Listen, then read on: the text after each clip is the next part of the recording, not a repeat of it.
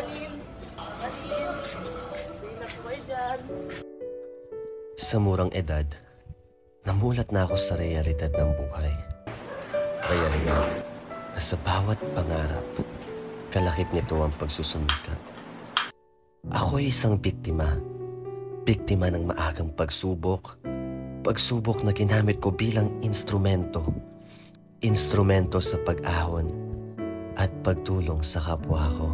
Minsan, aking iniisip na sana panaginip na lang ang lahat. Wala kaming permanenteng tahanan. Taon-taon, bagong lugar. Tanggal sa trabaho? Hindi po ba pwedeng pag-usapan po muna kayo?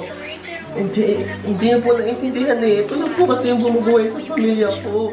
Hindi ako pwedeng mapagod. Hindi ako pwedeng sumuko. Lalaban ako at magpapatuloy sa hamon ng buhay. Sa bawat hamon na dumating, ako'y buong pusong nagpapasalamat.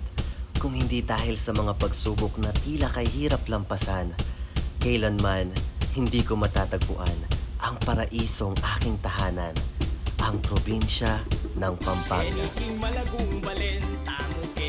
Maraming nagtatanong, maraming nagtataka, bakit dito ko daw ginustong tumira?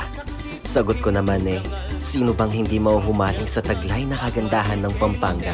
Ang diwa ng Pampanga ay hindi lang sa pagkain, piyesta o kasaysayan nito.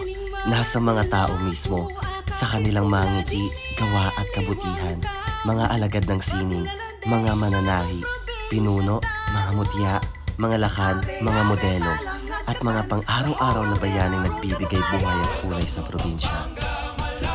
Tila nga napakatalentado ng mga Kapampangan at marapat lang na may pagmalaki kahit kanino man.